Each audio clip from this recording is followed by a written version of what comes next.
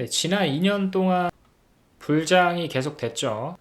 S&P 500 기준으로 50% 이상 오르기도 했는데 올해도 불장이 계속 될 수 있을지 골드만삭스의 코멘트 한번 설명드리고 전반적으로 올해 시장 분위기가 어떨지에 대해서도 한번 설명드려 보도록 하겠습니다.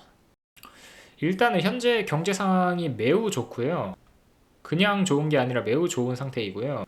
실업률이 상당히 낮습니다. 지금 4% 언저리에 모여 있고 GDP 성장률도 양호하거든요. 지금 2.4% 정도 되는데 왼쪽이 실업률이고 오른쪽이 GDP 성장률이에요.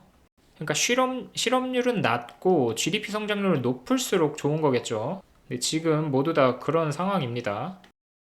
이렇게 실업률이 낮고 GDP 성장이 이렇게 좋았던 조합이 역사적으로 봐도 상위 6%에 해당되거든요. 지금 이렇게 빨간 박스로 쳐져 있었던 때가 지금보다 좋았던 때예요.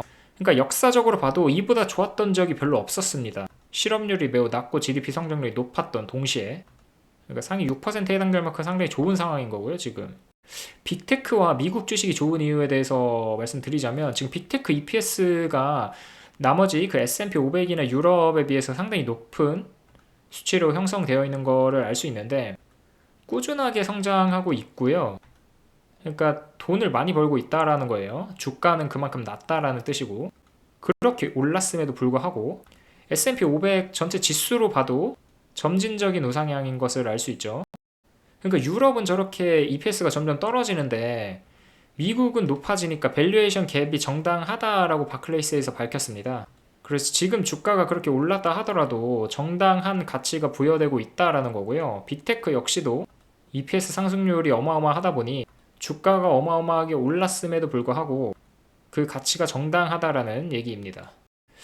지금 보시면 S&P 500의 수익률을 뛰어넘는 종목들이 별로 없었거든요. 그러니까 S&P 500 지수보다 높은 수익률을 보였던 종목들의 퍼센트가 지금 여기 보시면 평균 48%인데 23년에는 60%까지 올라갔었고 작년 그리고 올해 올해는 아직 얼마 안 지났으니까 작년 한번 보시면은 30% 수준밖에 안 됩니다. 그러니까 M7이 그냥 독점이었다는 거예요. M7 위주로만 올랐다는 겁니다. 그래서 번스타인이 의견을 냈는데 올해는 시장 전반으로 퍼질 거다. 작년에는 M7 위주였다면 올해는 중소형주가 좋을 것이다 라고 의견을 냈고요. 지금 보시면 M7이랑 나머지 종목 S&P 500에 EPS 갭이 지속해서 감소하고 있거든요. 이거는 어떻게 해석할 수 있냐면 작년에 M7이 그 중소형주 나머지 그러니까 493 종목 대비해서 EPS가 상당히 높았음을 알 수 있잖아요. 2년간. 그러니까 M7 위주로 주가가 올라가는 게 정당했어요. EPS만 봐도. 근데 지금은 이제 그 M7의 EPS가 이렇게 내려오고 있고 그 나머지 종목들은 올라가고 있잖아요. 그래서 이 갭이 점점 줄어들고 있잖아요. 그래서 이제 M7의 종목 주가 상승률은 상대적으로 낮아질 거고 그 나머지 종목들의 상승률이 상대적으로 높아질 거다라는 추론이 가능합니다. 그래서 HSBC에서는 어떻게 해석을 했냐면 돈은 이제 M7이 아닌 종목들로 흐르게 될 것이다 라고 얘기를 했고요. M7이 뭐 여전히 더 EPS가 높음에도 불구하고 상대적 가치 때문에 중소형주로 이제 돈이 쏠리게 될 거라고 의견을 밝혔습니다. 그리고 주식시장이 여전히 저평가 상태라고 밝혔는데 골드만삭스에서 지금 보시면 모델링한 거랑 실제랑 비교해 봤을 때 거의 일치하거든요. 그러니까 주식시장이 아직 안 비싸다라는 거예요. 왜냐하면 현재 S&P 500의 PER이 우리 골드만삭스가 모델링 돌리고 있는 것과 비슷한 수준에서 형성되고 있기 때문에 고평가가 아니라 정당한 평가에 의해서 주가가 지금 형성되어 있다라고 밝힌 겁니다. 그러니까 고평가 아니고 적정가치 받고 있는 상황이다라는 거예요. 2년간 그렇게 올랐음에도 불구하고 장기적 어닝 성장은 고밸류에이션을 지지할 거라고 얘기를 했습니다. 지금 파란색이 포워드 PER이고요. 주황색이 장기 어닝 성장률을 나타내는데 계속해서 이렇게 올라가고 있는 거를 볼 수 있죠. 이게 높은 PER을 지지할 거라는 겁니다. 이 포워드 PER 계속해서 높아지고 있는데 이거를 지지할 만하다라는 거예요. 왜냐하면 어닝이 계속해서 성장하니까 PER이 높게 받아도 고밸류에이션이 안 될 거다라는 거죠. 정당 평가가 이뤄질 거라는 거니까. 그래서 야드 리서치 여기도 굉장히 유명하죠. 그 빅테크들의 기대 성장률이 그렇기 때문에 높다라고 의견을 밝혔고요. 그 빅테크들의 기대 성장률이 좋으니까 투자자들이 늘릴 것이다. 그러니까 돈이 그쪽으로 쏠릴 것이다 라고 의견을 밝혔습니다. 반면 이런 의견도 있습니다. 버블 상태로 가고 있다. 그러니까 이미 버블 상태가 아니라 버블에 진입했다 라고 의견을 밝힌 곳도 있어요. 현재 PER이 그 150년 트렌드에서 벗어나서, 그러니까 150년 트렌드가 뭐 이렇게 가고 있었다라면 현재 PER은 이거를 훨씬 뛰어넘어서 이 정도 수준으로 가고 있다라는 거고요. EPS 성장률이 4%에 불과하다라고 얘기를 밝혔습니다. 지금 보시면 이 파란색이 150년 트렌드예요. 보통 PER이 이 정도 선, 아니 EPS 추세선이 이 정도였는데 이거를 훨씬 벗어나서 지금 여기 있다라는 거니까 추세선보다 훨씬 높죠. 그래서 이미 버블에 진입했다라는 거고요. 향후 주가가 이렇게 흘러갈 거라고 얘기를 합니다. 3분기 때는 S&P 500이 5,500으로 떨어질 거라고 예상을 하고, 그러니까 지금 이렇게 우상향 해왔는데 이게 점진적으로 이렇게 해서 떨어진다라는 거예요. 그래서 결국 5,500, S&P 500이 이 정도 수준에서 머무르게 될 거다 3분기에. 그 이유는 금리가 여전히 높고 금리 인하도 아직 계속해서 안 하고 있고 3분기까지도 안 할 거고 EPS 기대 성장률이 낮기 때문에 주가가 이렇게 떨어질 거라고 예상을 하고 있습니다. 근데 이에 반박하는 또 애널리스트의 의견이 있는데 불장이 시작될 거다라고 얘기를 했습니다. 지금 포워드 어닝 성장률이 지속해서 주가에 맞게 이렇게 쭉 성장하고 있거든요. 그러니까 주가 성장은 정당했다라는 거예요. 이렇게 증가하고 있는 EPS가 불장을 지지할 거라고 하고요. 그리고 제조업이 지금 2년간 침체였다가 지금 조금씩 반등하고 있거든요. 이게 높은 어닝을 유발할 거다라고 얘기를 밝혔습니다.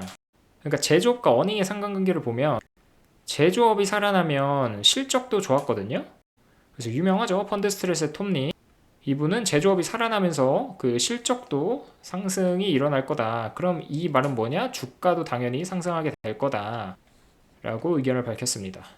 왜냐면 트럼프 정권이 제조업 살린다고 했으니까 덩달아 어닝도 성장할 거고 주가도 상승할 거다라는 논리죠. 그리고 월가의 전반적인 의견을 종합해보면 모든 섹터가 이익 성장을 보일 것이다 라고 예상을 했거든요. 올해 총 11개의 섹터가 있는데 지난 15년 동안 11개 섹터 모두가 이익을 상승했을 때가 2개년도가 있어요. 2011년도랑 2018년도인데 그때 이익 상승률이 평균 19% 정도 됐거든요. 올해는 12% 상승이 예상되고, 그래서 주가는 보통 선행하니까 그 전년도 2010년도랑 17년도 주가를 한번 봤어요. 그랬더니 2013년에는 13%, 2017년에는 19% 상승했다라는 거를 알 수 있었습니다. 그 올해는 어떻게 될지 뭐 내년도 이익 상승률을 봐야 되겠지만 보통 한 6개월 선행한다고 치면 하반기에는 확실히 좋을 거다라는 걸 알 수 있죠. 그 2개년도 평균치 2010년, 17년을 평균치로 하면 16%인데 올해 그래서 한 16% 주가 상승이 이뤄지지 않을까 이렇게 단순 평균으로 해서 생각해 볼 수도 있고, 그리고 이런 의견도 있습니다. 저평가를 찾기가 점점 어려워지고 있다. 저평가 종목을 찾기. 왜냐하면 올해 긍정적인 견해가 급격히 감소했거든요. 그동안에는 이제 뭐 40%, 30%대 하다가 지금 14%예요. 그러니까 성장이 힘들 거다. 긍정적인 의견을 밝힌 비율이 갑자기 이렇게 줄어들었다는 거고, 시티그룹, 시티에서는 이런 의견을 밝혔습니다. 나스닥 주가가 비싼 상태고 그러니까 저평가를 기대하는 애널리스트들이 극도로 적어졌다. 그래서 나스닥 주가는 지금 비싼 상태다라고 의견을 밝혔습니다. 반면에 어닝을 기대하는 애널들이 많다고 한 애널도 있고요. 작년보다 더 성장한다라는 건데 지금 표를 보시면 EPS가 팩셋 애널의 어닝 예측이 상당히 정확하거든요. 4개년을 제외하고 올해도 비슷할 거라고 예상을 해서 EPS가 좋을 거라고 예상을 한답니다. 그리고 또 이런 의견도 나왔어요. 중소형주에서 기회를 찾자. 아까 또 이런 비슷한 의견이 나왔었죠. 왜냐면 올해 컨센서스가 압도적으로 높아요. S&P 500이 14%, 나스닥이 20%인데 중소형주를 나타낸 러셀 2000 42%입니다. 무려. 그러니까 여기서 기회를 찾자라는 거예요. 올해는 중소형주다 라는 거죠. 제가 진짜 올해 영상 찍으면서 몇 번이나 중소형주에 대해서 강조를 했는데 지금 계속해서 그런 의견들이 나오고 있거든요. 근데 아직 시장은 조용하고 사람들도 모르죠. 모르고 있는 사람들 많죠. 우리끼리만 알자고요. 그래서 BNP 파리바에서는 S&P 500보다 러셀 2000이 더 좋을 거라고 예상을 하고 있습니다. 스몰캡이 무섭게 주가를 회복할 거라고 의견을 밝혔고요. 그리고 이것도 지난번에 설명드리긴 했지만 역사상 가장 짧았던 불장은 5년이었다라고 합니다. 지금 2년밖에 안 지났고요. 지금 2020년도부터 해가지고 아직 2년밖에 안 지났고 최고 짧았을 때가 5년이니까 여기 어떨 때는 여기까지로 갔어요. 12년을 갔다라는 거죠. 네, 그래서 전반적인 의견은 올해도 불장이다 입니다. 특히 중소형주가 좋을 거다라는 거고요. 네, 어디까지나 참고만 하셨으면 좋겠습니다. 그럼 오늘 방송은 여기까지 하고요. 또 좋은 내용으로 찾아뵙도록 하겠습니다. 감사합니다.